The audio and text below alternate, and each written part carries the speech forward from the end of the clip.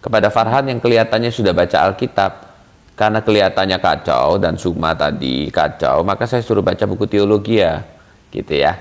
Jadi pernyataan mereka supaya semuanya seimbang. Saya baca dua-duanya, gitu ya. Saya baru masuk kuliah aja saya udah baca 25 kali. Dia pun pernah ada dalam posisi pencipta, yaitu menciptakan robot. Ketika manusia menggunakan tangan, kaki, bahkan tubuh robot, apakah manusia menjadi robot? Tidak. Jadi sama seperti Tuhan Yesus menciptakan manusia dan Tuhan sendiri berinkarnasi sebagai manusia. Jangan dong dilawan Yesus. Kenapa sih teman-teman Kristen selalu diskusi melawan Yesus tiap hari gitu loh? Nggak capek apa ya lawan Yesus gitu? Begini ya Bu, saya hanya Anda minta kepada Pak Frans ini, kalau Tuhan Anda satu itu siapa namanya gitu loh. Sebut saja kalau Anda Tuhan Anda Yesus, ya udah Yesus. Jangan lagi kalau berdiskusi menyebut Adonai, menyebut Yahweh, menyebut Hashem dan segala macam. Artinya Anda keimanan ini Tuhan Anda ini pindah-pindah gitu loh. Kalau pindah ke perjanjian baru, nama Yesus dihilangkan. Perjanjian lama Adonai, Hashem, Yahweh, Yehovah. Di perjanjian baru Yesus. Buanglah doktrin itu, kembalilah bahwa Yesus itu utusan Tuhan, ada yang utus. Kalau ada teman-teman di sini membantah Yohanes 17:3, berarti Anda melawan Bible Anda sendiri. Memang Bu, ketika seorang manusia dikasih tangan robot, maka bukan otomatis manusia itu robot, bukan. Tetapi yang lebih parah nih, saya kasih analogi buat Ibu, bahwa tangan itu juga bukan sebagai pencipta tangan itu sendiri. Robot tidak pernah menjadi pencipta dari robot itu sendiri. Dor.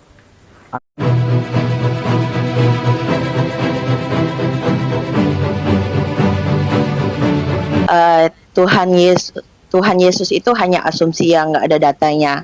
Jelas sekali dalam Yohanes 13 ayat 13, Yesus mengakui dirinya sebagai, dan dalam kitab Matius kalau nggak salah, Tuhan Yesus juga mengatakan akulah, tapi terjemahan VHI ya, firman Allah yang hidup, akulah Tuhan atas hari Sabat. Berarti siapakah Tuhan yang disembah? Berarti Tuhan Yesus. Terus soal utusan, gini loh, ada sebuah gambaran. Wakil presiden adalah utusan, menteri adalah utusan. Apakah mereka sama jabatan? Tidak. Jadi dari gambaran situ, Yesus diutus, tapi dia bukan utusan seperti para nabi, tapi dia diutus khusus untuk rencana penebusan dosa bagi semua umat manusia. Jadi Yesus adalah Tuhan dan bukan hanya sekedar asumsi, ada data-datanya di dalam Alkitab. Terus soal Bang Farhan ngomong Yesus disunat, itu syarat-syarat yang harus dilakukan Yesus agar menjadi manusia yang sempurna secara Taurat dan sesuai rencana semula, manusia yang suci itu akan menanggung dosa umat manusia. Jadi Tuhan hanya Tuhan melakukan Taurat saat ia menjadi manusia. Jadi Tuhan Yesus itu adalah 100% manusia, 100% Tuhan. Begitu. Terima kasih. Baik. Mau dilanjutkan oleh Bang Pras juga boleh. Oke, aku jawab ya. Sebentar Bang Pras. Kita kasih Bang Farhat dulu, baru nanti ke Bang Pras. Jadi kita seperti itu alurnya ya. Paham ya? Oke, silakan Bang Farhan ditanggapi, yang lainnya di mute dulu, nanti setelah Bang Farhan baru ke Bang Pras, baru ke nama Kristus lagi, seperti itu ya alurnya ya, dipahami ya semuanya ya. Silakan Bang Farhan. Oke, terima kasih. Nama Kristus, mungkin Anda harus banyak belajar dulu, baca King James Version, bagaimana Yohanes 13:13 ya, di sana itu tidak pernah ada kata God ya, di sana ada master ya, Tuhan atau Lord ya. Jadi tolong pahami itu ya. Ini sebenarnya udah basi ya. Untuk yang terjun di dunia debat lintas agama, Yohanes 13:13 sudah diakui seperti apa ya, Mbak nama Kristus ya. Jangan menempatkan entitas tertinggi kemahaan berdasarkan translate yang salah ya. Sayang sekali nanti keimanan Anda. Terus kalau kita menanggapi tentang bagaimana ketika kami menempatkan Yesus sebagai utusan berdasarkan bukti-bukti nyata di dalam Bible, saya pernah menantang semua debater Kristen mengatakan, kumpulkan ayat-ayat yang paling banyak, apakah Yesus sebagai utusan atau Yesus sebagai Tuhan, maka ayo kita berdiskusi, kumpulkan ayat-ayat yang menyatakan Yesus Tuhan dan Yesus sebagai utusan. yang berwarna merah. Yuk, itu challenge saya kepada debater Kristen semuanya. Udah setahun lebih mungkin. Waktu itu saya debat dengan Rudy Johannes, dan kita berdasarkan kitab suci, apa yang tertulis di sana itulah yang kita imani. Entah itu ayat yang bermakna literal ataupun metafor. Bagaimana Yesus ini sebagai Tuhan ataukah Yesus sebagai utusan. Tadi Pras sayang sekali dia mengatakan, kalian kan tidak pernah membaca buku teologia Kristen. Justru yang Anda baca itu, kenapa Anda tersesat? Yang Anda baca itu adalah interpretasi, eksegese. Kami membaca langsung dari pusat langsung, sumber primernya, data primernya, yaitu Bible itu sendiri. Kami menginterpretasikan berdasarkan, terutama saya, ketika membaca, saya akan memahami secara hermeneutika. Interpretasi secara kontekstual, lalu saya tambahkan ke dalam ilmu semiotika, yaitu tanda-tanda. Contoh, ketika aku memahami Bapa dan aku adalah satu, maka kita pahami apa ada korelasinya ayat-ayat yang lain. Ternyata aku dan Bapa adalah satu, ini adalah bersama misinya yang satu. Seperti yang dikatakan Yesus, segala yang aku katakan bukan dari diriku sendiri, melainkan dari Bapa. Ini terkorelasi. Begini cara sebenarnya memahami Bible itu sendiri. Ada interconnection antar ayat satu dengan ayat yang lain. Tidak melakukan interpretasi sendiri, mengeksegese. Dan ini yang saya katakan hipokritasi dalam membaca Bible. Ketika ketemu ayat-ayat yang merugikan, mereka katakan, oh baca dong dari awal, baca dong satu perikop. Tapi ketika menemukan ayat-ayat yang menguntungkan hanya satu ayat, dia menuplik satu ayat tanpa memperhatikan sesuai dengan perikop. Hipokritasi. Ya, mohon maaf ini saya ucapkan. Nah, kalau kita kaitkan Pak Pras bahwa bagaimana kita memahami Yesus ini dalam posisi yang sesuai dengan posisinya, memposisikan sesuai dengan porsinya, maka kita di sana akan menemukan bukti-bukti yang sangat banyak dan valid bahwa Yesus ini adalah sebagai utusan. Tidak pernah Yesus mengatakan menciptakan alam semesta ini, tidak pernah Yesus itu mengatakan bahwa Yesus adalah yang membangkitkan kematian, ya, semua kematian dia yang membangkitkan, atau Yesus yang menentukan kiamat itu kapan. Tidak pernah ada di situ. Kalau kita pakai parameter yang jelas, Pak Pras, ya, parameternya apa sih? Jangan ambigu di sini. Mukjizat ditetapkan sebagai parameter Tuhan. Oke, saya ikuti. Saya mendowngrade intelektualitas saya untuk pemahaman parameter standar daripada Tuhan itu sendiri, yaitu katanya adalah sebuah mukjizat berjalan di atas air, ya, bisa menghidupkan orang mati. Terus kalau ini Tuhan parameternya harus unik dan distinct. Dia tidak bisa disamakan dan dia punya keunikan sendiri yang tidak disamai oleh umatnya atau sama makhluknya atau ciptaannya. Nah, kalau kita kaitkan dengan hal itu, maka kita bisa menemukan apakah yang punya mukjizat itu cuma Yesus? Ternyata tidak. Musa bisa membelah lautan. Yesus bisa? Enggak. Ya. Sulaiman di dalam khazanah Islam bisa berbicara dengan binatang-binatang. Yesus tidak. Terus kalau menghidupkan orang mati, apakah tidak ada tokoh-tokoh yang seperti ini? Ternyata ada. Elia bisa menghidupkan orang mati. Terus hidup katanya terbang dan dia tidak mati. Henok tidak mati.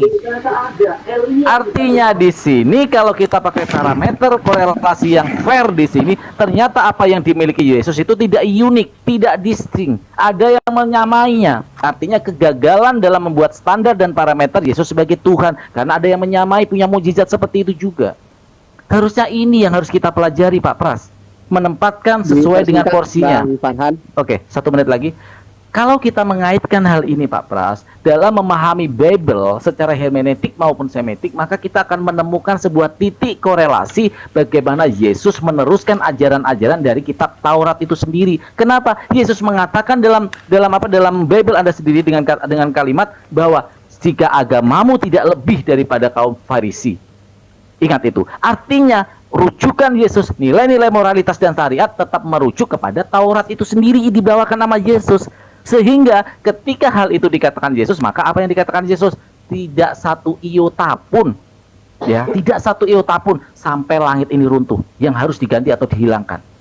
Nah, kalau cara menjelaskan dan memahami Bible seperti ini, maka kita akan terkorelasi kepada nilai-nilai kontekstual dari Bible itu sendiri, bahwa Yesus adalah seorang utusan. Yesus membawa syariat-syariat, sumbernya dari Taurat, nilai-nilai moralitas dan syariat-syariat tentang hukum. Maka di sana akan ada jalan yang disebut apa? Yesus, akulah jalan kebenaran dan hidup. Kita lalui ajaran-ajaran moralitas daripada Taurat, kita lalui ajaran-ajaran kasih daripada Yesus, maka kita akan sampai kepada final destination, yaitu hidup yang kekal di samping Bapa. Terima kasih. Oke, terima kasih. Sebelum dijawab Bang Pras, saya sapa dulu. Assalamualaikum Bang Handi, selamat bergabung. Waalaikumsalam warahmatullahi wabarakatuh. Ya. Lanjut Bang. Simak dulu ya Bang ya, di mute dulu mic-nya. Iya. Sekarang Bang Pras silakan tanggapannya. Ya, kalau kalian yang ngerti, maka kalian tahu bahwa judul yang disampaikan oleh Farhan ini banyak, kemudian acak-acakan. Kemudian dia berhadapan dengan saya tidak mengatakan bahwa saya membuktikan bahwa ketuhanan Yesus dari mujizat. Loh, kok udah ngomong begitu? Nuduh-nuduh aja. Ya, belum saya sampaikan ya. Jadi kalau sama orang lain debat, ya itu dengan orang lain, bukan dengan saya. Kemudian, tadi mengatakan lucu ya, aku dan Bapak adalah satu. Jadi kita harus melihat, kemudian kita harus mengerti bahwa itu adalah kesamaan misi dari perkataan yang lain. Lalu kemudian dia menyalahkan pada waktu you mengartikan satu ayat hanya berhenti di ayat itu untuk kepada konteks gitu. Jadi sebenarnya kalau orang yang mengerti dan memahami itu akan tahu bahwa apa yang dikatakan oleh Farhan itu kacau balau dan kontradiksi gitu. Kemudian saya mengatakan perlu baca buku-buku teologi ya. Loh iya jelas dong. Kemudian saya boleh mengerti Al-Quran tanpa penafsiran dan membaca juga tafsiran-tafsiran dari para ahli Quran. Ya kalian harus mengerti dong. Ya, jadi bukan berpatokan kepada pelajaran mereka, tetapi membaca Alkitabnya sebenarnya sudah jelas. Kemudian kalian juga harus membaca, kalau nggak gitu pengertiannya acak-acakan seperti yang tadi ngomong oleh Zuma. Saya kasih contoh ya, bahwa ada keilahian di dalam, ada kemanusiaan di dalam keilahiannya. Jadi Allahnya jadi lemah. Loh, siapa yang ngajarin begitu? Nggak ada satu orang Kristen mengajarkan ada keilahian, ada kemanusiaan di dalam keilahian sehingga keilahian menjadi lemah. Itu adalah konklusinya Mr. Juma, gitu ya. Oh, kalau gitu Yesus ada kemanusiaan, keilahian dan kemanusiaan tidak campur baur sehingga keilahiannya kecampur dengan keinsaniannya sehingga keilahiannya kekurangan ilahi. Siapa yang bilang begitu? Gitu ya. Ya, jadi nggak ada masalah itu. Dia mengambil natur manusia sehingga dikatakan 100% Allah, 100% manusia. Di dalam 100%-nya Allah ini nggak kecampur-campur dengan kemanusiaan, jadi ada kelemahan. Kemudian Yesus punya kemanusiaan, jadi itu adalah kelemahan daripada kealahan. Siapa yang bilang? Gitu ya. Kealahan tetap adalah kealahan yang tidak dipengaruhi sama sekali. Makanya dalam hal itu perlu belajar juga teologi Kristen. Bukan karena kita berpatokan pada teologi Kristen, itu dibangun di atas dasar firman Tuhan supaya kalian waktu baca itu lebih jelas. Dan kemudian yang dikatakan Juma itu bukan nggak pernah ada ajaran Kristen dan di dalam Alkitab seperti itu. Ya, kemanusiaan adalah kemanusiaan, keilahian adalah keilahian. Pada waktu dia mengatakan aku tidak dapat berbuat apa-apa dari diriku sendiri. Artinya apa? Segala sesuatu yang luar biasa yang dikerjakan Yesus itu berasal dari Allah, bukan dari sifat kemanusiaannya, bukan dari dirinya sendiri sebagai manusia. Dia tidak berbicara apa-apa dari dirinya. Artinya apa? Dia sebagai utusan yang melakukan segala kehendak daripada Allah, bukan dari dirinya sendiri, bukan semau-mau gue, berdasarkan sifat kemanusiaannya. Oke, saya bilang sebentar lagi dipersingkat, bukan sudah. Artinya masih ada waktu, silahkan paparkan. Nanti kalau kurang, ada giliran lagi untuk dipertajam. Entah itu yang mempaparkan ataupun yang menanya. Sehingga apa? Viewer dapat poinnya. Paham ya? Sampai di sini dapat nilai-nilai, dapat value yang bisa menambah wawasan, entah itu wawasan secara akademis maupun keimanan. Sampai di sini paham ya?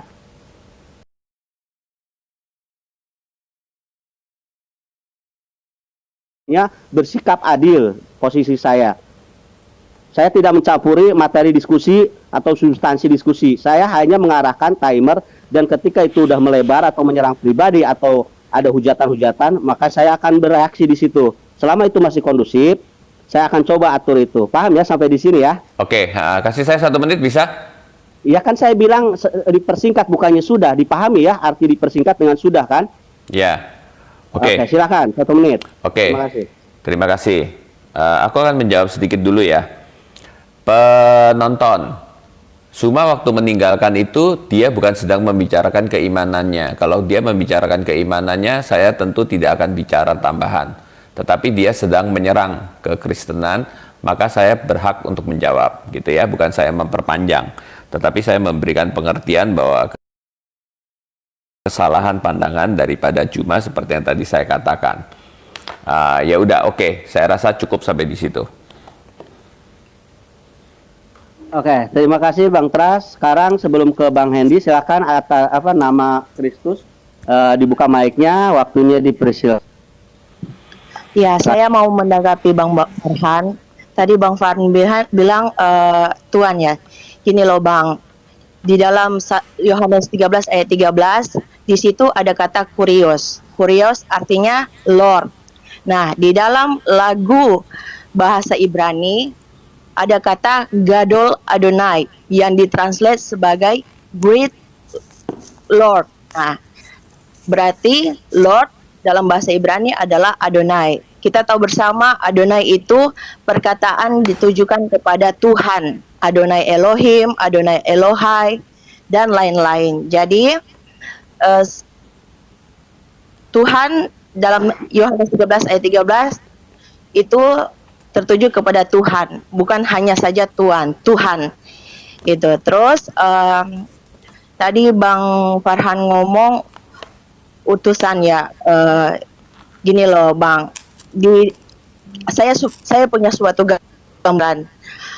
Manusia memakai tubuh robot. Contoh manusia cacat memakai tangan robot. Apakah manusia itu akan menjadi robot?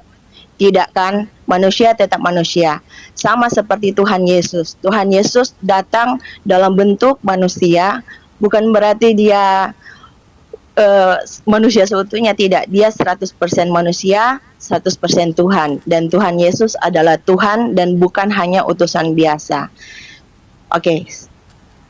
Gitu saja Bang Andi. Oke, baik, terima kasih ya nama Kristus. Sekarang mungkin sebelum ke Bang Farhan, saya persilakan Bang Handi yang sudah menyimak dari tadi. Silakan tanggapannya seperti apa, dibuka mic-nya, yang lain di-mute dulu. Terima kasih. Ya, terima kasih. Assalamualaikum warahmatullahi wabarakatuh. Saya singkat saja. Langsung ke to the point untuk menghormati waktu. Sampai detik ini tidak ada satupun saudara kami Kristen bisa membuktikan kalau Yesus itu pencipta alam semesta. Tidak bisa dibuktikan. Satu, selama Yesus hidup di dunia ini, dia hanya manusia, utusan Tuhan. Kenapa saya percaya itu? Karena Yesus sendiri yang berbicara, aku hanya diutus kepada domba yang hilang di Israel. Dengarlah wahai orang Israel, Tuhan Allah kita itu esa. Dia tidak pernah mengatakan, dengarlah wahai orang Israel, Tuhan kamu itu saya yang esa ini. Enggak. Mari kita berbicara sesuai dengan apa yang diajarkan oleh Yesus. Ya, jadi mohon maaf kalau memakai Yohanes 13 ibu ini tadi itu sangat keliru.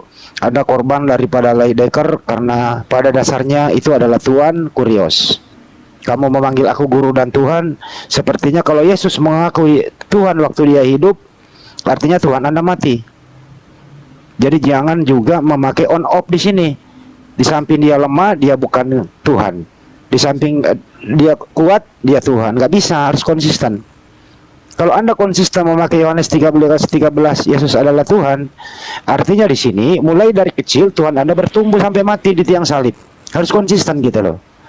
Jadi sekali Anda memberitahu kami semua di sini Yesus adalah Tuhan waktu Anda di muka bumi, apapun yang dia lakukan, dia adalah Tuhan.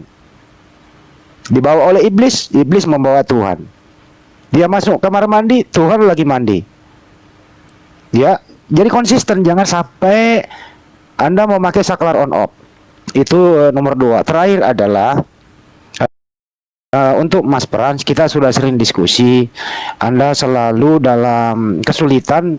Sebenarnya Tuhan Anda itu berapa dan namanya siapa? Anda membutuhkan waktu sampai berjam-jam dan diputar-putar, jawabannya nggak ada. Sekali lagi, terakhir dari saya, sampai detik ini tidak ada satupun teman-teman Kristen bisa membuktikan kalau Yesus itu pencipta alam semesta, karena Yesus itu diciptakan. Thank you. Baik, terima kasih Bang Handi. Bang Farhan, saya minta jawabannya dulu. Harus kan Bang Farhan nih. Saya bisa minta ke Pras dulu nggak Bang Farhan, supaya dijig-jag diskusinya, nggak dua. Boleh saya dulu Bang Adis, karena ada poin penting yang harus saya sampakan. Ya nggak Kalau apa-apa, silakan. Silakan Bang Farhan. Oke, silakan. Ya, oke, karena ada yang poin lain penting tadi ya. yang pertama. Terima kasih. Apa ucapan ucapan Pras ini sangat lucu menurut saya kalau di dalam ranah akademis bagaimana ada turunan-turunan dalam menginterpretasi. Jadi di dalam pemahaman menginterpretasi itu atau ilmu hermeneutik dan semiotik itu ya, itu adalah data primer dulu. Data primer itu dipahami baru ada turunnya interpretasi. Nah, kalau kita kaitkan, Anda menggunakan teologia, buku teologia, Anda baca dulu, Anda pahami dulu, baru membaca Bible. Itu kebalik, bro. Pahami cara yang akademis ketika kayak buku nih ya, Al-Quran. Pasti Al-Quran dipahami dulu, baru menurunkan tafsir-tafsir. Bukan tafsir-tafsir dipelajari dulu, baru mempelajari Al-Quran. Akan salah. Jadi data primer itu dulu yang dipahami, baru nanti ada interpretasi-interpretasinya. Jadi nggak tahu saya memahami pemahaman Anda ya dalam hal ini ya. Ketika Anda mengatakan kamu kan tidak mempelajari teologi itu adalah eksegese, interpretasi. Di sana ada namanya hermeneutik dan semiotik, memahami apa kata Bible itu berdasarkan interpretasi tekstual maupun interpretasi secara kontekstual. Juga ada interpretasi secara tanda-tanda. Jadi lebih paham itu dulu. Masa membaca dulu teologi baru memahami Bible? Kebalik, pahami Bible dulu, maka di dalam Bible itu nanti akan ada namanya eksegese atau interpretasi itu sendiri. Itu yang pertama. Yang kedua, kepada Ibu nama Kristus, saya sangat menyayangkan sekali Ibu, maka baca di dalam Injil Muqaddas, Bu.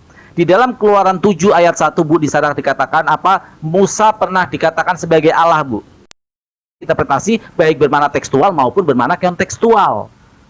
Cerdaslah sedikit, be smart.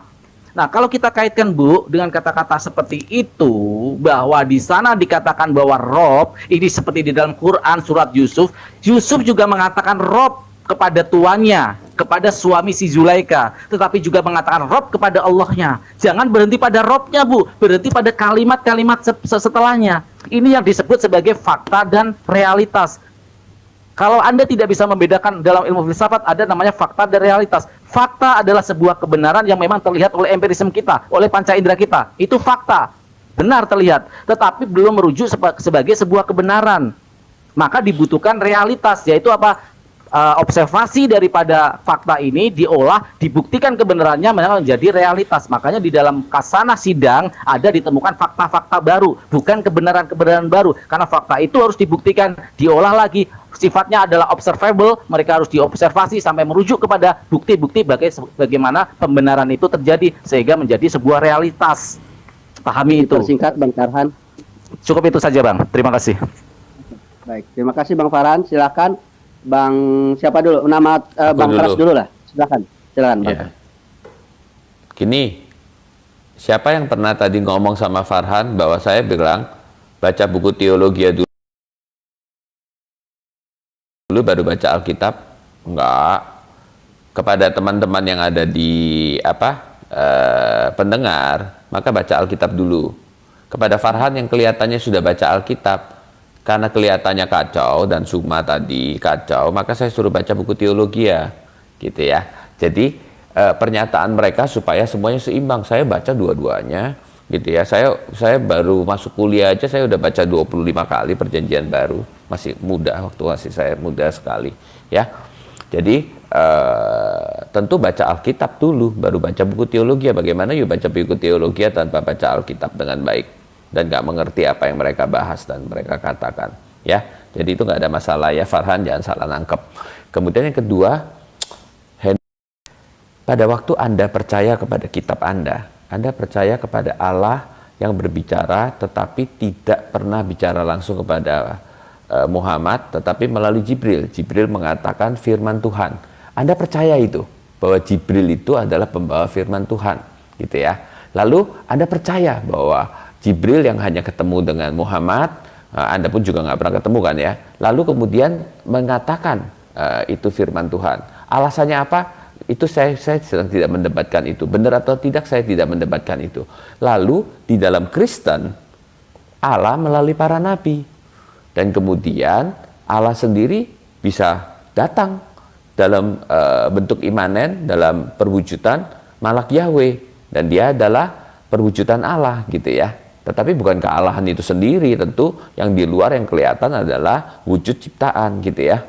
Lalu kemudian dia bisa datang sebagai manusia, gitu ya. Kealahan tetap nggak kelihatan. Yang kelihatan daripada diri Yesus ya manusianya, natur manusianya, ya nggak kelihatan keilahiannya. Lalu kemudian dia punya murid-murid dan rasul-rasul. Kalau dia adalah Allah, dia punya rasul-rasul. Kemudian dia memberikan Roh Kudusnya, dia mengajarkan, dan kemudian dia suruh apa yang diajarkan oleh mereka. Dan kemudian memberikan Roh Kudus memimpin mereka ke dalam seluruh kebenaran, dan mereka dipimpin oleh Roh Kudus untuk menuliskannya. Itulah ajaran para rasul. Sebagaimana Anda percaya kepada nabimu, kita percaya kepada para rasul itu menuliskan, dan para nabi menuliskan yang dari Tuhan. Itu bedanya kita bukan rasul dan nabi melalui perantaraan malaikat. Sekalipun ada di dalam beberapa waktu ada malaikat yang menyatakan, tapi kita percaya ada Roh Allah dan ada pernyataan Allah melalui perwujudan Allah gitu ya. Nah, kamu hanya melalui malaikat, ya nggak apa-apa. Mungkin aja itu terjadi. Saya di sini tidak sedang memperdebatkan hal itu. Jadi harus diperhatikan secara seimbang. Nah, para rasul itu menyatakan apa yang dikatakan Yesus. Jadi apa yang dikatakan Yesus, siapa yang ngomong tuh? Siapa yang nulis tuh? 5, Mesias itu adalah Allah yang harus dipuji sampai selama-lamanya. Ya, Yesus. Kemudian Ibrani pasal 1 ayat 8, takhtamu ya Allah. Kemudian satu definite artikel untuk Allah dan untuk Savior, ya, di dalam Titus pasal 2 ayat 13. Kemudian pernyataan Yesus, dia mengatakan dia bisa maha hadir. 2-3 orang berkumpul dalam namaku, aku ada di tengah-tengah mereka. Ada berapa banyak orang di dunia yang kumpul dalam nama Yesus? Dan Yesus berkata bahwa dia ada di tengah-tengah. Kok bisa begitu? Karena Yesus adalah Allah. Yesus mengatakan segala yang Allah punya, ya, segala yang Allah punya adalah aku punya, gitu. Yesus juga mengatakan before Abraham was I am. I am itu hanya bisa untuk Allah, karena Allah yang tak terbatas ruang dan waktu. I am itu untuk diri yang tak terbatas ruang dan waktu. Itu sama dengan Yehowa yang menyatakan diri di dalam Keluaran pasal 3 ayat 14, gitu ya. Oke, aku rasa aku serahkan kepada saudari Nama Kristus. Terima kasih. Terima kasih Bang Teras. Nama Kristus, silakan waktunya untuk tanggapannya. Terima kasih. Oke, tadi Bang Farhad ngomong Keluaran 7 ayat 1, berfirman Tuhan kepada Musa, lihat aku mengangkat engkau mengangkat sebagai Allah bagi Firaun. Di sini saya mau mengatakan sembah binatang, lalat. Ah, di sini bukan Musa jadi Allah Maha Kuasa, bukan, tapi di sini Tuhan mau menunjukkan bahwa sebenarnya apa yang disembah oleh Firaun itu masih manusia lebih tinggi daripada itu semua gitu loh. Nah, bedanya dengan Kristus, Kristus itu mengakui bahwa akulah Tuhan atas hari Sabat. Nah, kita tahu bersama dalam hukum Taurat juga tertulis, kuduskanlah hari Sabat, dan siapa yang disembah dalam hari Sabat yaitu Tuhan yang berkuasa atas segalanya. Jadi beda ya. Terus tadi Bang Handi ngomong Yesus hanya utusan. Gini loh Bang. Tadi saya sudah gambarkan. Manusia pun pernah ada dalam posisi pencipta, yaitu menciptakan robot. Ketika manusia menggunakan tangan, kaki, bahkan tubuh robot, apakah manusia menjadi robot? Tidak. Jadi sama seperti Tuhan Yesus menciptakan manusia dan Tuhan sendiri berinkarnasi sebagai manusia, maka dia bukan manusia biasa, dia sempurna, tak ada celah. Tuhan yang Maha Kudus, 100% manusia, 100% Tuhan. Terus di dalam kitab Keluaran kalau nggak salah dituliskan, Allah mengatakan, aku telah mengutus aku kepadamu. Nah, itu sebagai bukti bahwa Yesus berasal dari Allah yang disembah oleh umat Israel, Musa, Abraham, dan lain-lain. Itu saja sih. Halo Bang Adi. Baik, terima kasih. Nama Kristus, silahkan. Ya, kenapa? Sudah? Sudah. Nama silakan Bang Handi untuk tanggapannya. Oke, makasih. Ini mohon maaf ya, ada dua saudara saya Kristen di sini korban LAI. Tidak bisa mengartikan apa itu Allah, apa itu Rasul. Itu di Bible Anda nggak ada loh itu kata itu. Udah nggak ada dipakai, salah pula lagi. Begini ya Bu, Yesus itu utusan, ya udah, nggak usah lah ditambah-tambahkan. Jangan dilawan Yesus lah. Kenapa sih nggak mau berdamai sama Bible gitu loh? Yesus nggak pernah ngaku Tuhan loh. Dia utusan gitu loh. Ada yang ngutus kok. Baca Yohanes 17:3. Baca yang lain-lain kan gitu. Aku hanya diutus kepada domba yang hilang di Israel. Jadilah hidup yang kekal itu. Mereka mengenal Engkau satu-satunya Allah yang benar. Nih Yesus nih ngaku nih, aku ini utusan. Lu mau bantah tuh? Jangan dong dilawan Yesus. Kenapa sih teman-teman Kristen selalu diskusi melawan Yesus tiap hari gitu loh? Nggak capek apa ya lawan Yesus gitu? Begini ya Bu, kalau Anda mengatakan 100% manusia, 100% Tuhan, itu sangat keliru. Bagaimana mungkin manusia menyatu dengan Tuhan pencipta alam semesta, sedangkan manusia ini lemah? Gitu loh. Nah waktu Yesus misalnya lemah, ketuhanannya bagaimana nasibnya? Susah loh itu dijelaskan. Udahlah ikuti aja, Yesus utusan kelar gitu. Ada yang ngutus bener, ikuti Yesus saja gitu loh. Kami hanya ini membimbing Anda mengikuti Yesus gitu loh. Tapi kalau Anda nggak mau mengikuti Yesus, ya up to you, itu urusan Anda kan gitu. Terus tadi Ibu mengatakan lagi bahwa Yesus itu menciptakan manusia. Ini keliru banget loh Bu. Kalau Yesus menciptakan manusia, nggak mungkin dong Yesus menciptakan ibu kandungnya. Bunda Maria manusia loh Bu. Apakah Ibu mau mengeluarkan statement malam ini bahwa anak kandung menciptakan ibu kandung? Kan aneh Bu, diketawain orang. Janganlah. Yesus itu diciptakan. Baca Wahyu 1:14 dan lain-lain itu loh. Awal penciptaan loh Yesus itu. Firman amin, awal daripada penciptaan gitu loh. Diciptakan tuh Yesus itu. Bacalah Bible dengan baik. Itu ya untuk Ibu. Untuk Mas Frans, saya itu nggak membahas loh tadi bagaimana proses pewahyuan Al-Quran. Saya nggak membahas itu. Saya hanya Anda minta kepada Pak Frans ini, kalau Tuhan Anda satu itu siapa namanya gitu loh. Sebut saja kalau Anda Tuhan Anda Yesus, ya udah Yesus. Jangan lagi kalau berdiskusi menyebut Adonai, menyebut Yahweh, menyebut Hashem dan segala macam. Artinya Anda keimanan ini Tuhan Anda ini pindah-pindah gitu loh. Kalau pindah ke perjanjian baru, nama Yesus dihilangkan.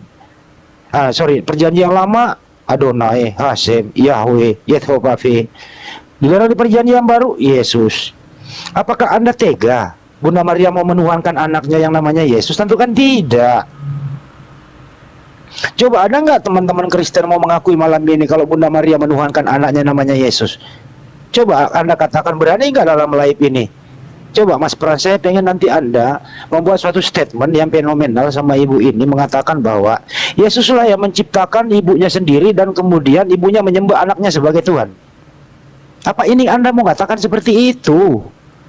Janganlah, berhentilah mulai detik inilah, berhentilah memasukkan keilahian dalam diri Yesus, karena Yesus ini terkunci dalam kandungan ibunya. Di sana dia terkungkung 9 bulan sebagai manusia biasa, membutuhkan nutrisi gizi, membutuhkan pernapasan dari ibunya melalui pusarnya itu, keluar jadi bayi, dirawat sama ibunya sampai dia dewasa mengajar 30 tahun. Di mana ketuhanannya? Nggak ada. Tak satu pun manusia di muka bumi ini bisa membuktikan ketuhanan dalam diri Yesus. Nggak bisa. Siapa yang bisa buktikan? Kenapa? Karena Yesus sendiri mengakui dia hanya utusan Tuhan. Bagaimana mungkin sudah Yesus berbicara kencang-kencang dia ngajar 3 tahun setengah. Terus manusia di zaman Nuh seperti Paulus memberikan, Allah lah yang membuat Yesus menjadi Tuhan. Bagaimana mungkin Tuhan dibentuk? Sudahlah, kembalilah ke jalan yang benar, Pras. Lu teman gue, ibu ini juga baru gue kenal. Ya kembalilah dulu ke ajaran Yesus, pelan-pelan dulu. Yesus tuh ngajar 3 tahun setengah bro. Masih banyak yang ingin ku sampaikan kepada kalian semua. Kalian semua belum sanggup menanggungnya. Baiklah, aku akan pergi. Ajaran Yesus belum lengkap coy. Masa lengkap sih 3 tahun setengah? Ya lengkapi itu siapa yang tebalin Bible coba? Coba saya mau tanya semua teman, yang menebalkan Bible itu siapa? 1, wartawan Lukas, belum wahyunya Yohanes, belum tulisan Yohanes, belum Paulus, tebel banget bro, Efesius, Roma, Galatia dan lain-lain itu. Apa Yesus teken tuh? Kagak, orang Yesus sudah nggak ada, baru itu nongol lagi. Yesus nggak paham tuh barang. Kan loh. Jadi saya harapkan berilah kesempatan kepada akal logika Anda yang sehat. Buanglah doktrin itu, kembalilah bahwa Yesus itu utusan Tuhan, ada yang utus. Kalau ada teman-teman di sini membantah Yohanes 17:3, berarti Anda melawan Bible Anda sendiri. Izinkan saya mengajak Anda berdamai dengan Bible, tentu dengan ajaran Yesus itu. Thank you. Oke, terima kasih Bang Handi. Silakan Bang Farhan dibuka mic-nya. Tafadhol. Oke, terima kasih Bang Adi. Saya mulai dengan analogi tentang robot tadi, ya. Saya lupa tadi untuk membantah, tapi ternyata ibu itu mengalami sebuah, mungkin memang pengen ditembak dengan analogi ya, karena saya julukannya Mister Analogi. Memang Bu, ketika seorang manusia dikasih tangan robot, maka bukan otomatis manusia itu robot, bukan. Tetapi yang lebih parah nih, saya kasih analogi buat ibu, bahwa tangan itu juga bukan sebagai pencipta tangan itu sendiri. Robot tidak pernah menjadi pencipta dari robot itu sendiri. Dor. Analogi yang lebih sehat Bu ya. Jadi ketika kita menganalogikan, maka pahami analoginya. Betul. Ya, betul sekali. Manusia yang pakai tangan robot tidak berarti manusia itu ada robot, ya. Tetapi malah lebih tidak masuk akal lagi kalau tangan itu yang robot itu dianggap sebagai pencipta manusia itu sendiri. Ya. Pahami itu, Bu, ya. Yang pertama. Yang kedua sudah saya katakan tadi, bagaimana memahami makna secara kontekstual, ya. Tadi si Pras mengatakan, ngapain kamu percaya? Kan yang menurunkan Jibril. Kenapa masih percaya saja? Dia lupa di dalam kitabnya sendiri bagaimana hal paling fundamental ketika kelahiran Yesus itu yang mengabarkan adalah Gabriel. Yang pertama, di dalam Lukas 1 ayat 10. Jawab malaikat itu kepadanya, akulah Gabriel yang melayani Allah dan aku telah diutus untuk berbicara dengan engkau dan untuk menyampaikan kabar baik ini kepadanya. Yang mengabarkan bukan Bapa, yang turun bukan Papa, Gabriel yang diutus oleh Bapa itu sendiri. Artinya di sini bahwa Gabriel ini sebagai utusan yang benar, sebagai malaikat yang benar, ya, untuk menyampaikan kabar baik kepada Maria, proses kelahiran daripada Maria itu sendiri. Ya, pahami sekali, pahami. Ketika kita mengatakan bahwa Yesus sebagai landasan kebenaran Yesus adalah Tuhan, maka pelajari segala aturan-aturan apa itu parameter sebagai Tuhan. Di dalam Al-Quran jelas dikatakan, apa itu? Menciptakan alam semesta. A'udzubillahi minasyaitonirrajim. Bismillahirrahmanirrahim. Allahu la ilaha illa huwal hayyul qayyum la ta'khudhuhu sinatun wa la naum lahu ma fis samawati wa ma fil ardh. Menciptakan langit dan bumi. Akulah Allah Tuhanmu yang tidak lelah, tidak mengantuk, ya, yang menciptakan langit dan bumi. Parameter itu. Apakah Yesus punya parameter ini, menciptakan langit dan bumi? Tidak ada. Sehingga parameter Yesus ketika jadi Tuhan adalah memindahkan atau mentranslitasikan secara salah. Lord dikatakan God, Tuhan dikatakan menjadi Tuhan. Atau ayat yang menyatakan secara metafor jelas, aku dan Bapa adalah satu. Padahal ayat ini adalah bunuh diri sebenarnya. Artinya di sana ada keselarasan, ada parameter yang tidak terbantahkan bahwa mereka adalah setara. Karena mengatakan aku dan Bapa adalah satu. Tetapi dibantah lagi ayat Bible yang lain yang mengatakan aku tidak lebih besar daripada Bapa. Artinya lebih besar Bapa. Ketika Yesus dipuji baik, aku tidak baik. Kenapa kau katakan aku baik? Bapa lah yang lebih baik. Di sini artinya ada hierarki di sana.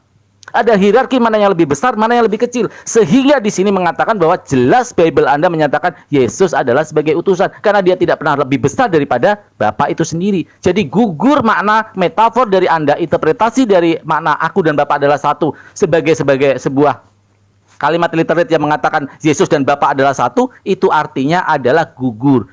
Kalau kita kaitkan artinya secara literat. Tetapi kalau kita kaitkan di dalam metafor, maka akan sinkron ayat itu.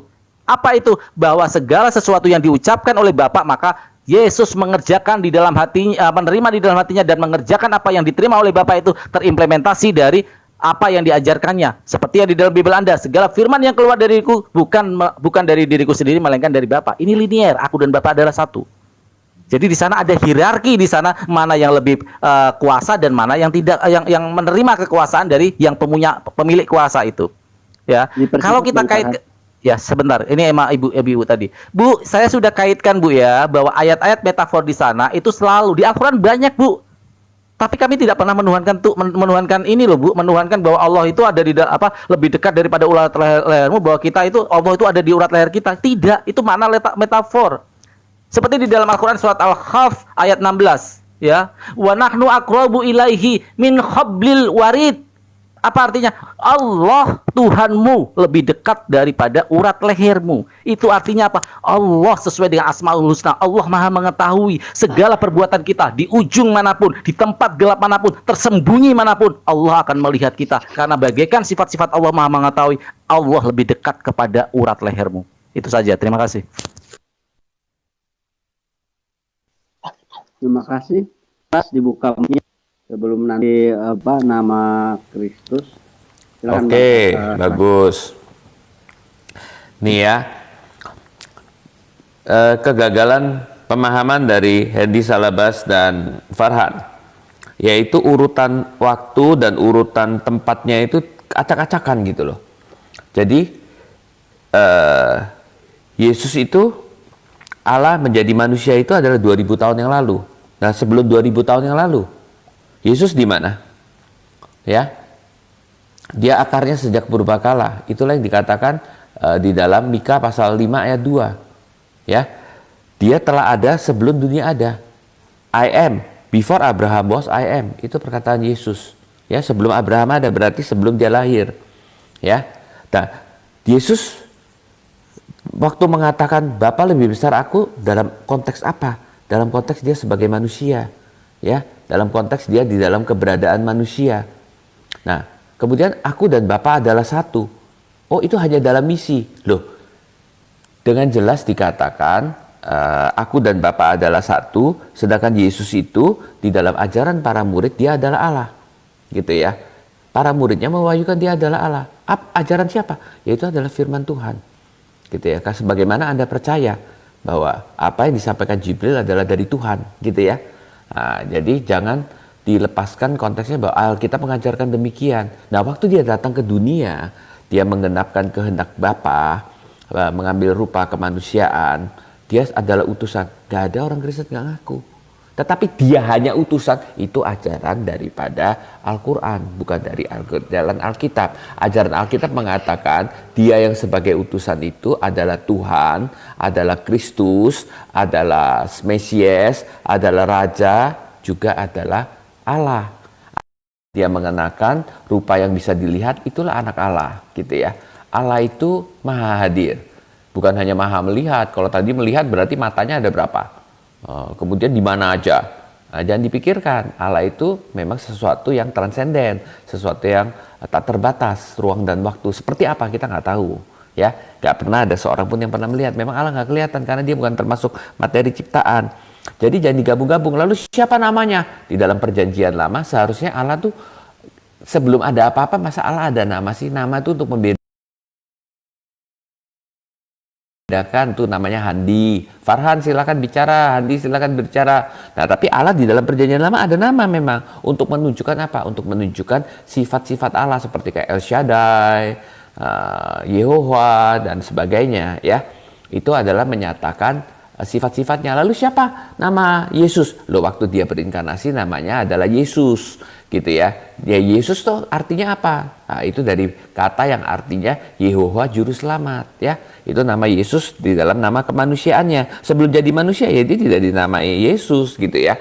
Karena perwujudan daripada penyelamatan itu terjadi melalui Yesus. Kemudian Maria. Dipersingkat, Bang Tras. Oke, 1 menit. Kemudian Maria, masakan Maria menyembah Yesus loh. Yesus yang di dalam natur manusianya dia adalah anaknya Maria. Tetapi dia sebagai Allah, dia adalah penciptanya Maria. Loh, kok bisa begitu? Nggak masuk akal di dunia ini. Loh, kalau di dunia ya memang nggak masuk akal. Mana mungkin mamamu anaknya adalah penciptanya. Karena manusia itu kontingent. Sedangkan Allah itu adalah inkontingent, tidak berasal dari apapun, memiliki hidup di dalam dirinya sendiri. Di mana dia mengatakan Yesus adalah pencipta? Di dalam perjanjian baru jelas Yohanes mengatakan segala sesuatu dijadikan oleh dia dan tanpa dia tidak ada sesuatu pun yang telah jadi dari segala yang telah dijadikan. Oh, itu kata Yohanes loh. Itu adalah firman Tuhan. Sebagaimana Anda percaya yang dikatakan oleh Muhammad itu dari Jibril dan dari Tuhan. Tidak, karena Jibril menyatakan sesuatu Yesus adalah anak Allah, sedangkan Gabriel mengatakan kepada Muhammad bahwa Allah tidak beranak dan tidak diperanakan dan mengacu kepada syahibah dan sebagainya. Oke? Nah.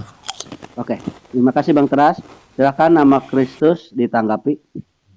Oke, saya mau tanggapi Bang Handi. Bang, gini loh, wakil presiden diutus, menteri diutus. Apakah mereka sama jabatan? Tidak kan? Jadi di sini bukan aku melawan Tuhan Yesus, aku bersama Tuhan Yesus karena ada beberapa Alkitab yang mengatakan bahwa Yesus adalah Tuhan, di mana seperti Keluaran katakan Allah sendiri yang mengatakan, aku mengutus aku kepadamu. Apakah Allah lebih rendah dari Allah? Tidak kan? Jadi di sini adalah Tuhan Yesus adalah Tuhan datang sebagai manusia untuk menebus dosa umat manusia gitu. Jadi Yesus adalah utusan tapi bukan utusan biasa, tapi dia adalah Tuhan. Dia mengutus dirinya sendiri ke dalam dunia. Terus Bang Farhan, soal manusia dan robot itu gambaran seperti Tuhan Yesus bisa jadi manusia. Manusia kan ciptaan, robot juga adalah ciptaan. Ketika manusia bisa memakai tubuh robot, Tuhan juga bisa memakai tubuh manusia karena manusia adalah ciptaan Tuhan dan robot adalah ciptaan manusia. Jadi ketika Anda menganggap Yesus cuma ciptaan, ya logikanya nggak masuk gitu loh. Karena saya menganggap Tuhan Yesus sebagai Tuhan yang menjadi manusia. Seperti manusia bisa memakai tubuh robot. Seperti itu. Jadi Yesus adalah Tuhan. Yesus adalah terus Tuhan Yesus pernah mengatakan, akulah Tuhan atas hari Sabat. Dengarin ya Bang Handi, Bang Farhan, akulah Tuhan atas hari Sabat. Nah, siapa yang disembah di hari Sabat? Di dalam hukum Taurat pun tertulis, kuduskanlah hari Sabat. Yesus juga pernah mengatakan kepada Nikodemus, tidak ada seorang pun yang datang ke surga selain anak manusia yang turun dari surga. Anak manusia itu siapa? Aku, Yesus. Gitu. Gitu saja sih Bang Andi. Oke, baik. Silakan Bang Handi ditanggapi. Dibuka mic-nya, terima kasih. Oke, terima kasih. Ibu ini memakai Keluaran 20:8-11. Akulah Tuhan dari. Itu bukan Yesus, Bu, di situ, Bu ya. Janganlah dikait-kait ke Ibu ini kok semakin jauh aja. Ibu nanti terluka. Jangan dibantah dong. Ibu nanti terluka loh batinnya kalau Anda mau pakai itu adalah Yesus Tuhan hari Sabat. Kalau nanti Ibu memakai itu ya artinya Ibu juga harus ikut Lukas 2:11 Bunda Maria melahirkan Tuhan. Ibu mau setuju tuh manusia melahirkan Tuhan? Mau setuju nggak malam ini kalau ada manusia melahirkan Tuhan? Jadi berhentilah memasukkan ketuhanan dalam diri Yesus. Nggak bisa. Nggak capek apa sama lawan Yesus nih orang berdua gitu loh. Kata Pak Frans gitu ya, sebelum dunia ada aku telah ada.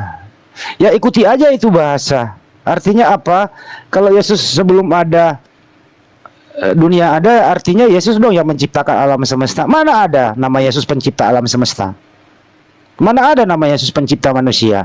Itu namanya pemaksaan. Soalnya Yesus ini diciptakan gitu loh ya. Aku dan Bapa adalah satu. Kalau Anda konsisten aku dan Bapa adalah satu, oke. Berarti aku dan Bapa adalah satu, Yesus dan Bapa adalah satu, nggak pernah misah gitu. Nah kalau Anda konsisten di sini, bagaimana mungkin Anda nanti setelah disalib Anda pisah? Kalau aku dan Bapak adalah satu komitmen dari awal sampai akhir, mulai digendong sama ibunya sampai mati di tiang salib, Bapak selalu ada dalam diri Yesus. Nah terus siapa yang mati? Bapak melarikan diri gitu dulu, memisahkan diri, menghindar dari kematian. Janganlah. Saya keluarkan bahasa-bahasa Indonesia yang sederhana loh. Jangan sampai Yesus tidur, Bapak keluar dulu berjaga-jaga. Jangan sampai Yesus dikubur 3 hari 3 malam, Bapak menjaga Yesus dalam kuburan 3 hari, menyatu lagi, bangkit lagi gitu. Berpisah loh itu. Jadi untuk itu teman-teman, berhentilah menuhankan Yesus, karena Yesus tidak pernah ngaku demikian. Gitu ya. Satu lagi tadi menurut Pak Frans di PL itu tidak punya nama Tuhan. Aku adalah aku. Ya is oke lah kalau Nabi Musa di zaman dulu nggak mempunyai nama Tuhannya. Jadi kalau Nabi Musa berdoa, ya Tuhanku yang nggak punya nama, nanti setelah kau punya nama, setelah Bunda Maria melahirkan, begitu. Janganlah kau menyesatkan para nabi dengan ilmu yang manusia 100% Tuhan. Tidak ada pernah sejarah Bunda Maria itu menyembah anaknya karena ada Tuhan dalam diri anaknya. Bagaimana mungkin seorang bayi mau disembah sambil digendong dan disusui oleh ibunya? Bagaimana mungkin ada Tuhan berkembang biak dari kecil sampai dewasa mati di tiang salib? Ya, Pak Frans, lu teman gua, malam ini kita ketemu lagi. Ya kembalilah ke jalan yang benar, gitu loh. Artinya apa? Janganlah memaksakan. Manusia ini dimasukkan unsur ketuhanan dalam diri manusia. Kenapa? Manusia ini utusan. Saya kembaliin ke ibu tadi terakhir dari saya. Yohanes 17:3, Bu. Jangan Anda mengatakan Tuhan mengutus Tuhan. Kalau Tuhan mengutus Tuhan, ada berapa Tuhan?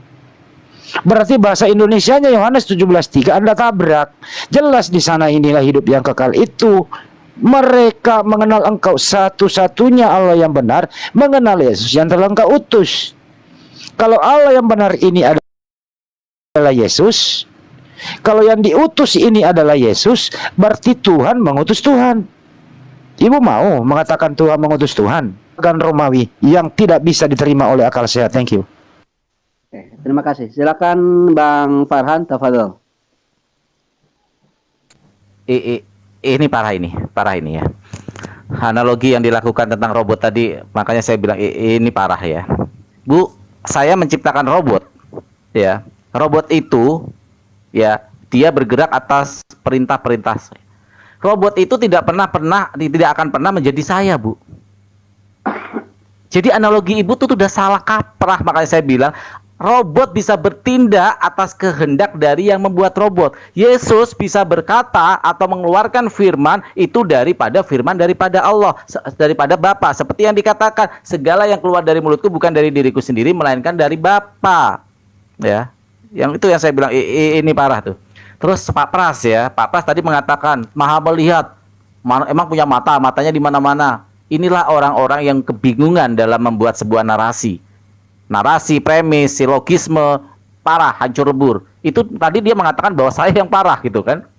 Pak, melihat itu tidak hanya berdasarkan mata. Saya kasih bahasa filsafat, ya, saya kasih bahasa filsafat. Ketika Anda tidur, Anda bermimpi, Anda melihat segala sesuatu, mata Anda berfungsi nggak? Ya, mata Anda berfungsi nggak? Ini adalah teori dari filsafat aforisme. Teori aforisme adalah siapa yang menciptakan teori aforisme bahwa segala sesuatu yang ada dalam diri kita kadang tidak hanya berdasarkan empirisme. Empirisme kita melihat terbatas, tetapi ada alam di bawah sadar, itu yang namanya aforisme. Itu dari Ibnu Rus. Ibnu Rus itu seorang filsafat Islam dari Cordova. Saya ajarin sedikit, satu SKS buat Anda. Jadi ketika melihat itu bukan hanya mata kita, bukan hanya panca indera kita yang melihat. Ketika kita tidur kita melihat mata kita sedang terpejam pun, ya, itu kita bisa melihat kemana-mana. Itu contoh satu. Yang kedua, CCTV. Saya kaitkan dengan teknologi. Tadi filsafat, sekarang teknologi. CCTV punya mata nggak?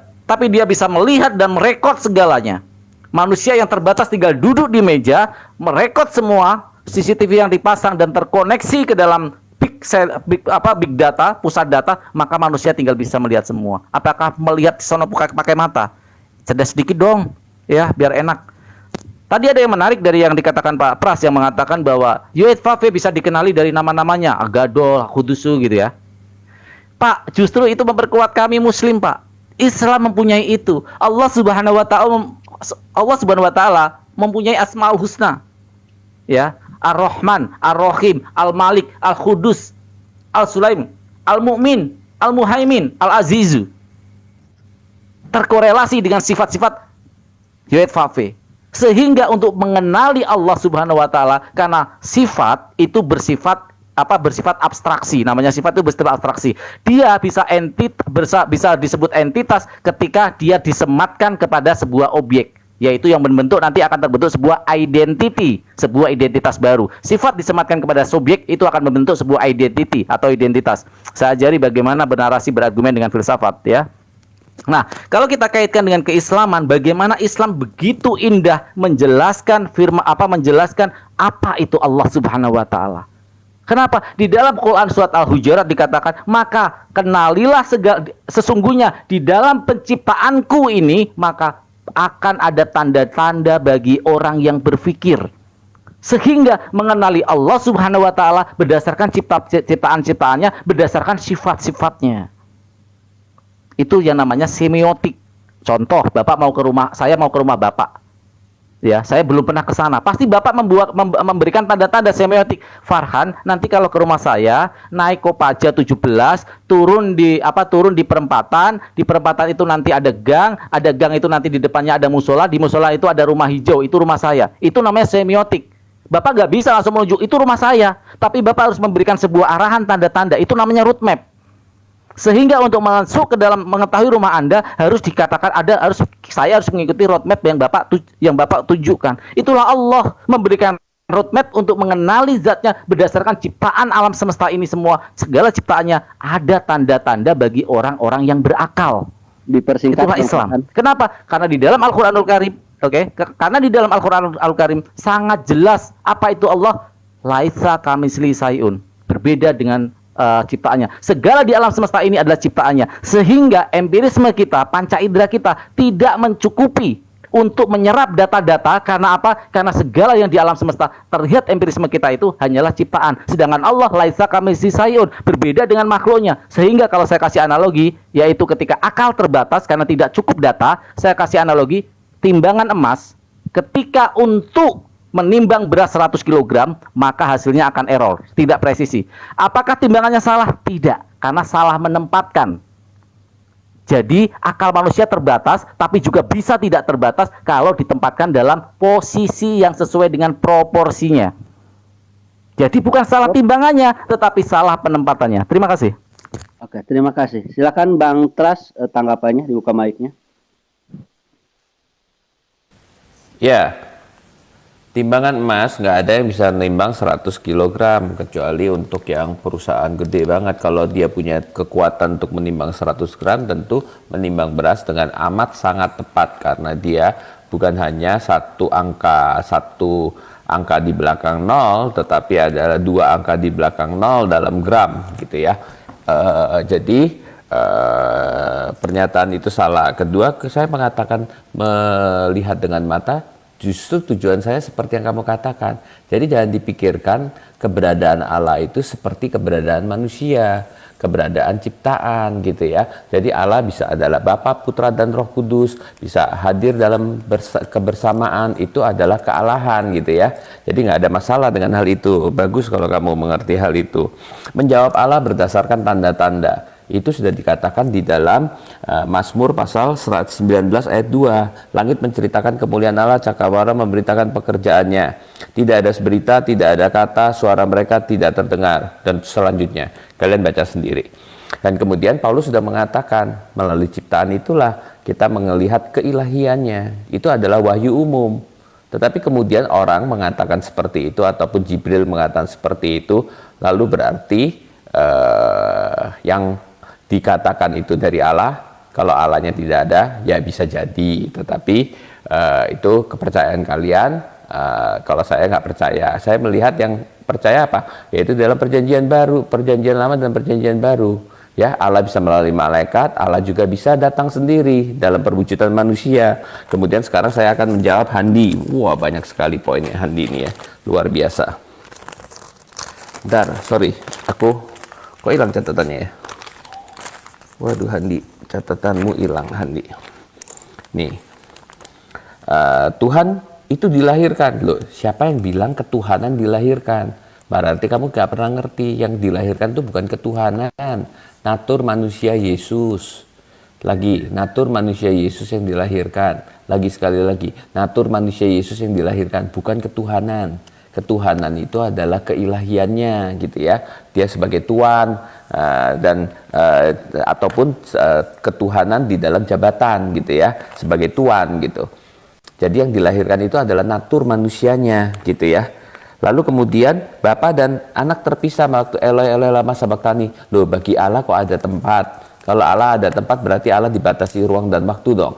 Bagi Allah tidak ada masalah terpisahan. Keterpisahan itu adalah jiwanya sebagai manusia yang di dalam kemanusiaannya menanggung dan dibuat menjadi dosa. Dia mengalami keterpisahan di dalam jiwa manusianya, ditinggalkan oleh Bapa. Tetapi keilahian itu tidak ada pernah bicara tempat. Makanya aku di dalam Bapa, Bapa di dalam aku. Seperti apa? Jangan dimengerti secara literal seperti ada siomay di dalam, ada apa siomay lagi? Ada telur di dalam bakpao gitu. Jangan dimengerti seperti itu. Kemudian mengenai Tuhan tidak ada nama, nama proper seperti Tuhan itu bernama itu tidak ada. Tetapi waktu dia menyatakan diri dia memakai namaku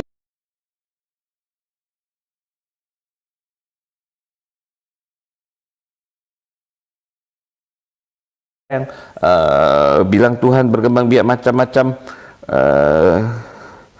Sebentar, 17 ayat 3, 17 ayat 3 benar.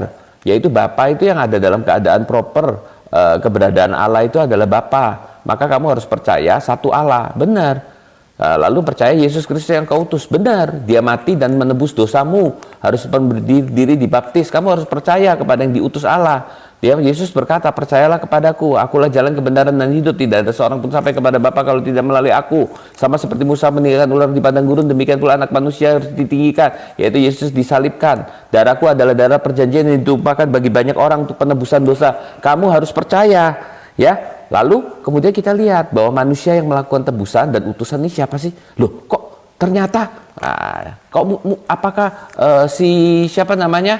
Si Maria tahu? Loh, pertamanya mungkin juga dia tidak tahu, makanya dikatakan dia menyimpan itu dalam hatinya, ya, dan dinyatakan benar bahwa dia keilahiannya itu ya oke, setengah menit lagi adalah melalui kematian dan kebangkitannya. Pewahyuan itu menjadi lengkap di dalam kematian kebangkitan, murid-muridnya mengerti, baru mulai jelas gitu ya, dan dipimpin oleh Roh Kudus dan ada Roh Tuhan dan ada pernyataan diri lagi dari Yesus yang telah mati dan telah bangkit. Itu kan semuanya ada ceritanya. Silakan kalian baca ya. Oke, Ibu coba, sorry aku terlalu banyak ngomong. Oke. Sekarang giliran aku ya. Ya, Bu mau lama gak Bu? Silakan. Aku udah bikin kamu soalnya. Hah? Aku mau jawab dulu. Iya Boleh ya. nggak? Enggak bukan, masih mau lama gak setelah ini? Masih Kalau mau masih berapa ada sesi? pertanyaan. Oh, pertanyaan mah nggak? Pertanyaan sampai pagi Bu. Enggak, sebentar, boleh host potong dulu. Ya, boleh. Sama Bang Pras. Boleh. Dulu. Ini nanti setelah Ibu nanti langsung konklusi aja dari Bang Farhan ya. Terus ke dari nanti setelah Bang Handi lah. Konklusi di Bang Farhan, terus ke Bang Pras lagi, ke ini lagi terakhir di Bang Handi lagi karena Bang Handi yang terakhir ya. Mungkin seperti itu ya, biar nanti kalau muter-muter sampai pagi juga nggak ada konklusinya. Kita waktu konklusi, bro, sorry, aku usul ya, aku kan sering debat ya. Kita waktu konklusi itu Handi membicarakan keimanannya, nggak apa-apa dia ngomong apapun, tapi keimanannya bukan mengajukan pertanyaan ataupun serang. Nah, kita juga bicara keimanan, kita nggak ngomong ke muslimnya, oke? Dan mengatakan ke itunya. Jadi supaya damai, nggak ada yang duluan, nggak ada yang belakangan. Iya, sebentar, baik, terima kasih masukannya. Kalau dari Hosi lebih ke sebentar dulu Ibu. Kalau dari Hosi lebih ke topik yang dibicarakan saja, itu saja yang bisa konklusinya seperti apa, itu aja yang disepakati. Ya kalau gitu konklusinya itu saya terakhir itu. Ya, saya yang terakhir ya. Enggak, yang terakhir Bang Handi, kita objektif nggak bisa. aja, Bang Handi. Nggak bisa karena ini kan bicaranya tentang Yesus, bicaranya tentang menyerang ke Kristenan, bukan ke Islam, bukan tentang ke Al-Quran. Nggak ada yang nyerang di sini, nggak ada yang nyerang. Ya, ini diskusi Bang, dari tadi juga kita membahas. Ya kenapa kalau nanya? Kenapa kalau saya yang terakhir ajukan 100 pertanyaan? Saya minta yang terakhir ada keberatan apa Pak Moderator? Saya minta terakhir. Saya sih nggak ada keberatan, cuman kan yang terakhir naik itu Bang Handi, itu saya objektif di situ aja, makanya tapi saya maunya saya yang terakhir, soalnya kan ini bicara tentang ketuhanan dari dalam aspek dari tadi kan kamu tahu topiknya. Bang Pras gitu. Iya. Gini aja Bang Adi, ya udah Sebentar. konklusinya nggak usah nyebrang gitu aja. Karena kita saya sama Farhan sama gitu. Handi selalu begitu Pak. Jadi supaya kita damai besok naik lagi Ya, adem-adem gitu. Kalau memang disepakati sama narasumber, iya sebentar. Kalau saya sih gini intinya, kalau memang itu disepakati sama narasumber silahkan. Artinya Oke. jangan juga ada yang merasa tidak diperlakukan tidak baik di sini. Itu Betul. aja intinya. Kita Betul, berdiskusi. Intinya yang kita jadikan objek itu adalah viewer. Kalau saya sih menangkap, termasuk saya pribadi sangat banyak belajar di sini, terutama belajar mendengar. Saya bilang, kalau masalah ngomong saya juga ya dikasih kelebihan untuk jago ngomong, cuman memang lemah mendengar, itu aja sih. Sepakat ya tadi bahwa kita konklusinya tidak menyeberang, kurang lebih seperti itu ya. Oke. Berarti nanti dari Siap, Bang siapapun nggak ada masalah dong ya, harusnya ya, Bang Pras. Nggak ada masalah. Ya, berarti nanti Saya percaya kok sama konklusi- Handi sama Farhan. Ya, Aku boleh artinya ngomong. nanti konklusinya dari Bang Farhan ke Bang Pras ke Kristus ini sama terakhir di Bang Handi, seperti itu ya. Kita balik lagi urutan yang hadir di room saya. Saya sih bukan cuman ngikutin alur yang tadi naik ke room siapa dulu. Itu aja. Bang Farhan kan paling lama, jadi dia duluan untuk konklusinya. Tapi intinya konklusi tidak nyebrang. Itu aja ya poinnya ya. Sepakat ya? Sepakat. Oke. Oke, sekarang tinggal nama Kristus dulu tanggapannya sebelum nanti konklusi dari Bang Farhan dulu. Seperti itu ya. Oke, silakan nama Kristus tanggapannya, waktunya dipersilakan. Terima kasih. Ya, pertama saya mau menanggapi Bang Farhan. Bang Farhan, gambaran manusia dan robot itu seperti gambaran Tuhan Yesus dan tubuhnya sendiri manusia. Jadi ketika manusia bisa memakai tubuh robot, apakah Tuhan tidak bisa memakai ciptaannya sendiri? Jadi bukan tentang Yesus dan Allah Bapa, bukan, tapi ini tentang kemahakuasaan Tuhan Yesus, bahwa Tuhan Yesus bisa berinkarnasi menjadi manusia dan Yesus adalah Tuhan, seperti itu. Terus Bang Andi katanya di mana Tuhan Yesus adalah pencipta ya? Dalam Ibrani 11 kalau nggak salah, di situ 11 ayat 2 atau nggak 3 kalau nggak salah sih, dikatakan begini, karena iman kita percaya bahwa bumi dijadikan oleh firman Allah, dan dalam Yohanes 1 ayat 14 dikatakan firman itu telah menjadi manusia diam di antara kita, yaitu kemuliaan yang diberikan kepadanya sebagai anak tunggal Bapa. Kita tahu bersama bahwa anak tunggal Bapa adalah Tuhan Yesus. Terus soal Maria melahirkan penciptanya sendiri itu salah besar, karena kan di sini posisinya Maria adalah ibu pengganti, bukan ibu kandung ya. Jadi ibu pengganti. Jadi Buset. ditunjuk Tuhan untuk karya keselamatan, jalan Yesus supaya bisa jadi manusia, menggantikan kita di kayu salib, disalib, terus menebus dosa.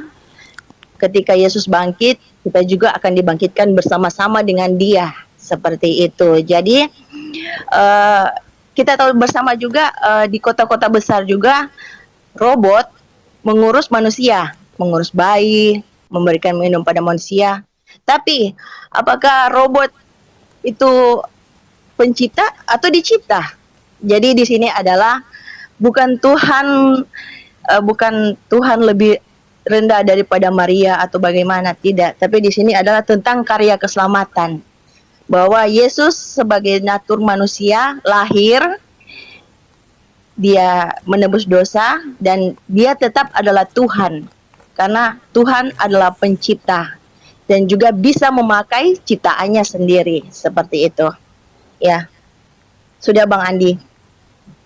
Oke, baik, terima kasih Ibu. Nah, Bang Handi silahkan ditanggapi. Lupa saya kalau Bang Handi itu terakhir ya. Nanti setelah itu baru konklusi dari Bang Farhan ya. Iya, kenapa Ibu? Saya boleh nanggapi dikit aja sih. Iya, Saya tanggapi cepat. dikit. Nanti Bang kenapa? Gini, aku mau off dulu, soalnya aku baru ingat ada pekerjaan. Nanti kesimpulannya sekalian Bang Tras aja. Bang Tras minta tolong Iya, oke. bisa simpulin Oke, Ya Bu, nggak semua. apa-apa Bu. Padahal Enggak. sebenarnya saya mau nyanyi buat ibu, mau nyanyi buat ibu sebenarnya saya. Iya, kan, Ini lah. parah nih. Dengarkanlah Dor. Ini ada kerjaan. Mau Oke, jam Bu. 1. Ya, makasih ya Bu. Oke, Permisi ya. Iya, Bu. makasih Terima Bu. kasih. Terima kasih Bu. Iya Bu. Mampir ke room saya. Mohon maaf Bu. kalau ada kata-kata saya yang salah atau ucapan saya yang keliru ya Bu ya. Oke. Silakan Abang Handi Iya. tanggapannya sebelum konklusi, nanti konklusinya terakhir balik lagi dari awal ke Bang Farhan untuk konklusinya nanti. Iya baik. Silakan, Saya Bang. tanggapi kecepatan 70 km per jam.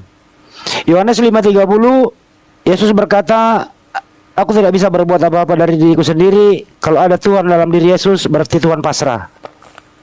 1. Lukas 2 nomor 11, Pak Pras, Bunda Maria melahirkan Tuhan, bukan melahirkan manusia. Tidak ada kata manusia di sana. Pada hari ini telah lahir bagimu juru selamat Kristus Tuhan di kota Daud. Bunda Maria melahirkan Tuhan. Jangan melawan Bible. Terus kemudian waktu Yesus mati di tiang salib, sebenarnya Pak Pras tidak bisa memberitahu sama kami keilahiannya kemana, waktu juga dikubur keilahian kemana itu. Gitu ya Mas Pras saya. Terus Yohanes 17:3, Mas Pras setuju bahwa ada yang mengutus Yesus, tapi ibu tadi mengatakan Tuhan mengutus Tuhan. Anda berdua tidak sinkron. Kemudian kalau robot itu dijadikan analogi Tuhan ke robot, itu nggak masuk akal. Udahlah, nggak usah menganalogikan Tuhan pencipta alam semesta itu kepada apapun, tidak bisa dianalogikan. Ya, berhentilah beranalogi-analogi. Di Kejadian 1 tidak ada nama Yesus yang menciptakan alam semesta, tidak ada. Ya, cek di sana. Tidak ada nama Yesus pencipta alam semesta di Kejadian 1, tidak ada. Terus tadi ibu ini agak blunder dikit nih, kasihan ibu ini tadi mengatakan Maria itu adalah ibu pengganti, bukan ibu kandung. Jadi kalau begitu Yesus nggak punya ibu kandung dong. Terus Yesus keluar dari mana? Terus yang dikandung Bunda Maria selama ini siapa gitu loh? Namanya juga Bunda Maria pernah mengandung, melahirkan, berarti punya anak kandung. Yesus punya ibu kandung. Itu dari saya. Semoga saja malam ini tercerahkan bahwa Pras, kita udah sering diskusi. Pak Pras kadang-kadang lurus, kadang-kadang bengkok. Kadang-kadang bengkoknya jauh, saya kembaliin lagi, saya lurusin, ngeyel lagi gitu loh. Kalau kita berteman, kembalilah ke jalan yang benar Mas Pras. Berhentilah memasukkan unsur ketuhanan ke dalam diri manusia. Nggak bakal bisa ketemu, nggak bisa dicerna oleh akal sehat. Kalau Anda memasukkan di situ, berarti pencipta alam semesta ini sudah masuk dalam kandungan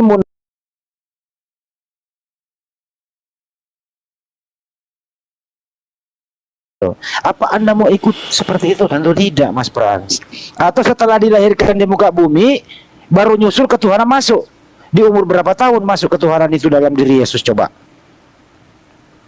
Ini analogi nggak masuk akal, coy. Kalau manusia ini, bukan saya tadi nggak mengatakan berkembang biak loh, bertumbuh. Jadi Tuhan Anda mau bertumbuh, begitu. Itu ya Mas Pras, sekali lagi terakhir dari saya, bahwa berhentilah menuhankan manusia. Itu dari saya, makasih. Oke. Bang Farhan, silakan langsung konklusi aja. Bang Farhan, dibuka mic-nya. Tafadhol. Oke, saya langsung.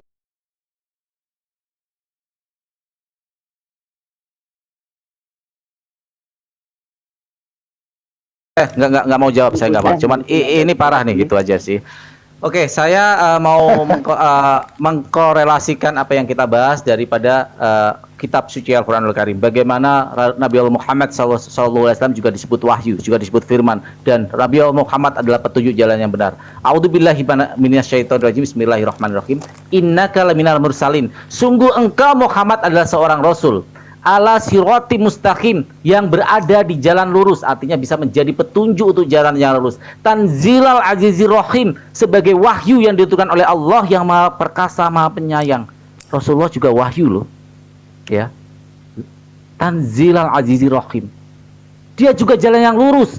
Ala siroti mustaqim. Kami muslim memahami ayat ini karena kami memahami bahwa Rasulullah Shallallahu Alaihi Wasallam adalah utusan. Innaka laminal mursyalin. Sungguh engkau Muhammad adalah seorang utusan, seorang rasul. Dan rasul semuanya adalah petunjuk jalan-jalan kebenaran. Karena apa? Di dalam diri rasul selalu ada wahyu. Tanzilal azizir rahim. Kami muslim, bagaimana engkau memberikan peringatan-peringatan, ya Allah, ini ada di dalam mana? Litundira kaumama undiro abauhum fahum ghafilun. agar engkau memberi peringatan kepada suatu kaum yang nenek moyangnya belum pernah diberi peringatan. Karena itu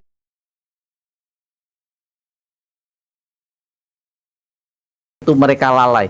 Maka Rasulullah lah pemberi peringatan. Untuk apa? Untuk kembali